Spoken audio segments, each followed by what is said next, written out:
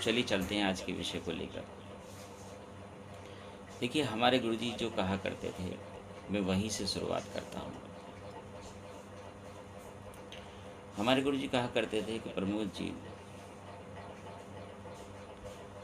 इस धरती पे जिसने भी मानव जीवन लिया है, जो मानव के रूप में आया है, चाहे वो स्त्री है या पुरुष है, उसे जिम्मेदारियों का बोझ उठाना पड़ता है। और जो लोग जिम्मेदारियों का बोझ उठाते हैं, वही वास्तव में इंसान कहलाते हैं। जो लोग जिम्मेदारियों से भागते हैं, या तो वो जानवर होते हैं और या उन्हें इंसान नहीं कहा जा सकता। मतलब इंसान है तो जिम्मेदारी तो होगी ही होगी। हमारे गुरुजी कहा करते थे कि इस दुनिया में हर व्यक्ति, चाहे वो नारी है चाहे पुरुष है, हर किसी व्यक्ति को 5 लोगों की कम से कम जिम्मेदारी इस दुनिया में उठानी पड़ती है। 5 लोगों की। ज़्यादा की उठाए तो फिर तो वो हरपन मोला है, या कह सकते बहुत ज़्यादा दिल वाला है, बड़े मन वाला है, बड़ी क्षमता वाला है, जो ज़्यादा लोगों की जिम्मेदारी उठाने का दम रखता है। 6, 7, 8, 10, 12, 15, जैसे भी जिसका परिवार का साइज हो या जिम्मेदारी का साइज हो। महान है वो सब शख्स जो जिम्मेदारी का दम भरते हैं, जिम्मेदारी उठाते हैं, आप सब, हम सब। तो 5 लोग वास्तव में हैं कौन जिनकी जिम्मेदारी हम सब के ऊपर होती है। सबसे पहली जिम्मेदारी तो हमारी अपने अपने ऊपर होती है। मतलब सबसे पहली जिम्मेदारी तो हमें अपनी उठानी चाहिए। उन 5 शख्स में एक हम हैं, जिसकी जिम्मेदारी हमें हर सूरत पे उठानी चाहिए, बचपन से लेकर और मरने तक। इसके अलावा 2 लोग होते हैं हमारे अपने बच्चे, मिनिमम मान लीजिए, किसी के ज़्यादा हैं तो ज़्यादा जिम्मेदारियाँ। 2 बच्चे मान लो जिनकी जिम्मेदारियाँ हम पर होती हैं। और अगर हम स्त्री हैं तो हमारे हस्बैंड की जिम्मेदारी होती है हमारे ऊपर, और अगर हम पुरुष हैं तो हमारी वाइफ की जिम्मेदारी होती है। 3 लोग हो गए, यानी 2 बच्चे और एक हमारा जीवन साथी। इन 3 की जिम्मेदारी हमारे ऊपर ज़रूर होती है, हर सूरत में होती है। हो ही नहीं सकता कि नहीं हो। अगर हम गृहस्थ जीवन में हैं तो, और कहते हैं कि गृहस्थ जीवन सबसे बड़ा जीवन माना जाता है, क्योंकि सबसे ज़्यादा चैलेंज गृहस्थ जीवन में ही आते हैं। तो 3 लोगों की जिम्मेदारी तो ये हो गई, और एक हमारी अपनी जिम्मेदारी होगी, ऐसे मान लीजिए। लेकिन हम अपनी जिम्मेदारी को थोड़ा अलग कर देते हैं। हम उन 5 लोगों को जानने का प्रयास करते हैं कि जिनकी जिम्मेदारी हम पर हैं। तो 3 मैंने आपको बताए कि एक हमारा जीवन साथी और 2 हमारे बच्चे। अब इसमें 2 लोग वो आते हैं जिन्होंने हमें जन्म दिया है, यानी हमारे माता पिता। हम जिम्मेदारी ना उठाएं एक अलग बात है। आज की दुनिया में प्रचलन है कि लोग माँ बाप की जिम्मेदारी उठाते नहीं, कटते हैं, अलग हट जाते हैं। चाहे वो पुरुष के माँ बाप हों, चाहे वो नारी के माँ बाप हों, है तो माँ बाप ही ना। तो उन 2 लोगों की जिम्मेदारी हमारा ही दायित्व बनता है। इस तरीके से कम 5 लोगों की जिम्मेदारी तो है। 5 की क्यों है, 7 की क्यों नहीं कही? क्योंकि बहुत सी जगह ऐसे देखा जाता है कि स्त्री कहती है ये आपके माँ बाप हैं, आप देखो, और पुरुष कहता है ये आपके माँ बाप हैं, आप देखो, हम तो नहीं देखेंगे। तो इसीलिए 5 लोगों को हमारे गुरुजी ने इंडिकेट किया कि 5 लोगों की कम से कम जिम्मेदारी हम उठाते हैं। और इन 5 लोगों की जिम्मेदारी में हम इतने घुल मिल जाते हैं, इतने व्यस्त हो जाते हैं कि सही तरीके से जीवन के सफ़र को हम इंजॉय नहीं कर पाते, आनंद उसका नहीं ले पाते, इतने मसरूफ़ हो जाते हैं इन जिम्मेदारियों में। अब इन जिम्मेदारियों को उठाने का सबसे बड़ा मुख्य उद्देश्य क्या होता है? इन जिम्मेदारियों को उठाने का सबसे बड़ा मुख्य उद्देश्य होता है कि हमारी मन की शांति, यानी पीस ऑफ माइंड। हम चाहते हैं कि हमारे जीवन में पीस ऑफ माइंड हो, मन की शांति। अगर हमारे बच्चे खुश होंगे, खुश रहेंगे, कामयाब हो जाएंगे, तो हमारे मन को शांति मिलेगी।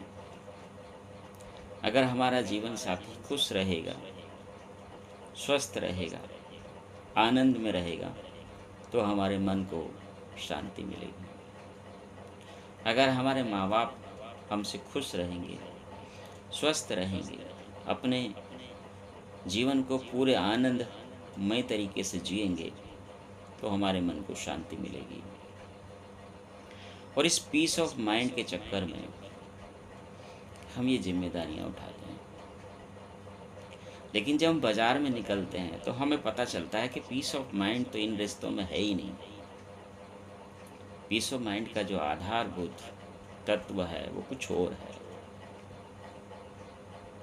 कुछ और है, जिससे मन की शांति मिलती है। तो पता चलता है कि पीस ऑफ माइंड के लिए आज की इस आधुनिक दुनिया में पैसे का होना बहुत ज़रूरी है। अगर पैसा नहीं है तो पीस ऑफ माइंड तो है ही नहीं, बिल्कुल नहीं। आपस में रिश्ते एक दूसरे को उलझना देते हैं, एक दूसरे को खट्टी मीठी बातें कहते हैं, मन दुखाते हैं, उपेक्षा करते हैं, कारण सिर्फ पैसा है। अगर पैसे का फ्लो अच्छा हो, पैसा अच्छा हो और व्यक्ति का मानसिक संतुलन भी ठीक हो, व्यक्ति सामाजिक हो, पारिवारिक हो, जिम्मेदारियों को समझने वाला हो, तो लगभग 90% पीस ऑफ माइंड जीवन में आ जाती है। 90%। तो हमारे गुरुजी कहा करते थे कि Pramod ji, piece of mind को पाने के लिए हम पैसे के पीछे दौड़ते हैं फिर हम दुनिया की हर चीज़ को भूल जाते हैं, हर शय को भूल जाते हैं, क्योंकि हमें पता तो चल गया मार्केट में जाके कि पैसा होगा तो पीस ऑफ माइंड मिलेगा। और उस पैसे को कमाने के लिए हम उचित और अनुचित दोनों तरीके अपनाते हैं। इसी वजह से भ्रष्टाचार है, क्योंकि सबको लगता है कि पैसा इकट्ठा हो जाए तो पीस ऑफ माइंड हमें मिलेगा। इसी प्रकार इसी वजह से रिश्वतखोरी है, इसी वजह से एक दूसरे से लालचवश दूसरे की चीज़ों को हड़पना, दबाना, छीन लेना, ये सब चीज़ें हैं। क्यों? क्योंकि किसी भी तरीके से, किसी भी रूप में बस पैसा आना चाहिए, इतना हमने जान लिया। लेकिन हमने ये जानने का प्रयास नहीं किया कि वास्तव में प्रकृति हमसे कहना क्या चाहती है। प्रकृति ये कहना चाहती है कि आधुनिक जीवन में पैसा बहुत ज़रूरी है, क्योंकि पीस ऑफ माइंड पैसे के बल पे आता है 90%। लेकिन पैसे को कमाने के लिए ईमानदारी का होना बहुत ज़रूरी है, वफादारी का होना बहुत ज़रूरी है, और मेहनत का होना बहुत ज़रूरी है, इच्छा शक्ति का होना बहुत ज़रूरी है, और व्यक्ति का निर्मल मन, स्वच्छ मन होना बहुत ज़रूरी है। और ये सारी बातें हम भूल जाते हैं। हमें लगता है बस पैसा किसी भी तरीके से कमा लें। तो हमारे गुरुजी कहा करते थे, प्रमोद जी, जब इस धरती पे हम खड़े हैं ना, तो हमारे दो पैर हैं। एक पैर के नीचे ईमानदारी है और दूसरे पैर के नीचे वफादारी है, तभी हम खड़े हैं। जब भी ईमानदारी गड़बड़ होगी तो हमारा बैलेंस गड़बड़ होगा, और जब भी वफादारी गड़बड़ होगी हमारा बैलेंस गड़बड़ होगा। और हो सकता है कि हम काल के मुंह में चले भी जाएं, कानून के चुंगल में फंस जाएं, और हम ऐसी जगह चले जाएं ऐसी स्थिति में पहुंच जाएं कि जो बहुत दयनीय स्थिति है। देख लो आप, और ज़्यादा दूर में चाहिए, सिर्फ भारतवर्ष में देखिए। जिन लोगों ने ईमानदारी और वफादारी को साथ में लेकर अपने आप को बड़ा बनाया, वो कल भी थे, वो आज भी हैं और वो कल भी रहेंगे। लेकिन जिन्होंने ईमानदारी और वफादारी को कहीं भी डिसबैलेंस किया, वो कल नहीं थे, आज हैं, कल नहीं रहेंगे। ये पक्की बात है। बड़ी बड़ी कंपनियां, बड़े बड़े दिग्गज, बड़े बड़े पैसे वाले लोग ऊंचाइयों पे गए और एकदम गर्त में आ गए। कारण वही है, या तो ईमानदारी कहीं गड़बड़ हुई और या वफादारी गड़बड़ हुई, कुछ तो गड़बड़ हुई। लोग कहते हैं कि हम तो बड़ी ईमानदारी से काम कर रहे हैं, हमारी कंपनी बड़ी ईमानदारी से काम कर रही है, फिर भी ना जाने क्यों हम सरवाइव नहीं कर पा रहे हैं। ईमानदारी से काम कर रहे हो तो वफादारी से नहीं कर रहे हो। वफादारी किसकी? समाज के प्रति वफादारी नहीं निभा रहे हो तो कानून आपके पीछे लग जाएगा। कानून के प्रति वफादारी नहीं निभा रहे हो तो भी कानून आपके पीछे लग जाएगा। समझ रहे हैं आप बात? और जब कानून पीछे लगेगा, क्योंकि वफादारी डगमग हो गई है ना, तो समस्या तो आएगी। तो बड़ी बड़ी कंपनियां बंद हो जाती हैं, बड़े बड़े सिस्टम बंद हो जाते हैं, क्योंकि वफादारी गड़बड़ हुई तो आपने दुश्मन पैदा कर लिया अपना, जिसे कानून कहते हैं, जिसे सरकार कहते हैं। और अगर ईमानदारी गड़बड़ हुई तो वैसे ही बहुत सारे दुश्मन पैदा हो जाते हैं आपको ख़त्म करने के लिए। तो बड़े बड़े पूंजीपति जो ख़त्म हुए, बड़े बड़े संत महासंत जो ख़त्म हुए, बड़े बड़े पैसे वाले जो लोग, बड़े बड़े कंपनियों के मालिक, जिनको कहते थे कि दुनिया में चाहें तो अपना जहाँ पैर मारे वहाँ से पानी निकाल दें, ऐसे शख्स जो ख़त्म हुए, उसके पीछे दो ही रीजन थे, ईमानदारी और वफादारी। कहीं तो गड़बड़ हुई। समझ रहे हैं बात? तो हमारे गुरुजी क्या करते थे, प्रमोद जी, नेटवर्क मार्केटिंग एक ऐसा बिजनेस है कि ये इंसान का निर्माण करता है। ये व्यक्ति को ईमानदारी सिखाता है, वफादारी सिखाता है, समर्पण सिखाता है, मेहनत सिखाता है, आदर करना सिखाता है, प्रेम करना सिखाता है, सबको साथ लेकर चलना सिखाता है, और पहले दूसरे का फायदा हो ऐसा सिखाता है, बाद में हमारा हो। लेकिन कुछ लोग धूर्त इस बिजनेस में आ जाते हैं, जो कहते हैं कि पहले सिर्फ मेरा फायदा हो।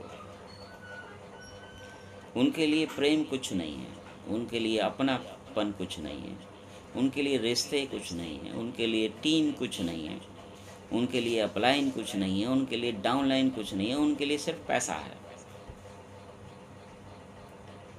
क्योंकि एक चीज़ समझ ली उन्होंने कि पैसा होगा तो पीस ऑफ माइंड होगा। लेकिन सच्चाई ये है कि वो भी वही गलती कर रहे हैं जो बड़े बड़े और पूंजीपति जो आकर चले गए, ख़त्म हुए, उन्होंने गलती की।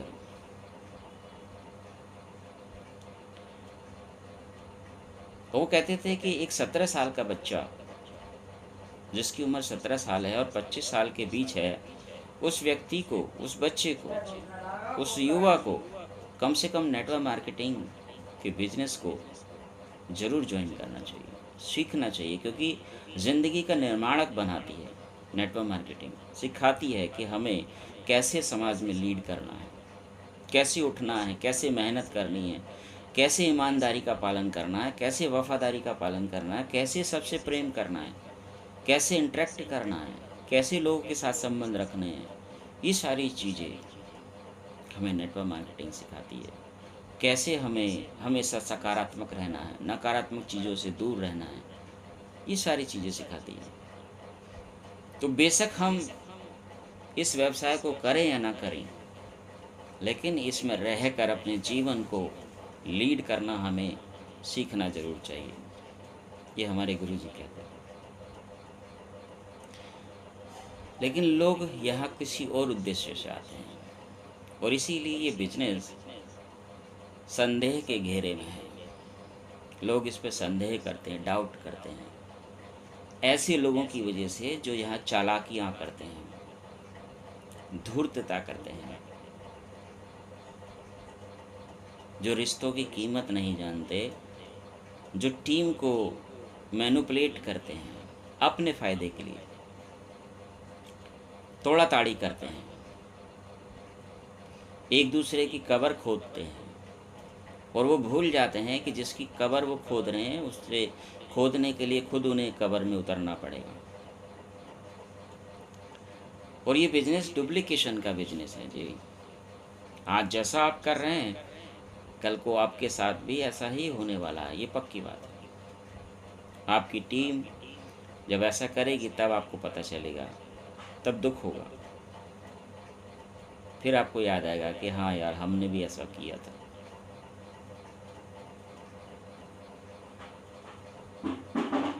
तो कहने का मतलब ये है कि इस बिजनेस को अगर वास्तव में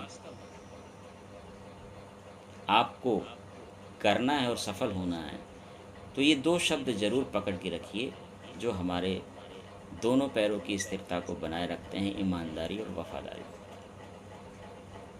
और जो लोग इनका उपहास करेंगे, इनको छोड़ देंगे, आज नहीं तो कल मेरी बात लिख लेना और नीचे मेरा नाम लिख लेना, मेरे गुरुजी का नाम लिख लेना, वो इस फील्ड में ख़त्म है और दुनिया उनको लात मारेगी, उन पे विश्वास नहीं करेगी, उनको गालियाँ देगी, पहले पीठ पीछे देगी, बाद में मुंह पे देगी और हो सकता पकड़ के मुंह भी छेद दे। ऐसा समय भी आता है।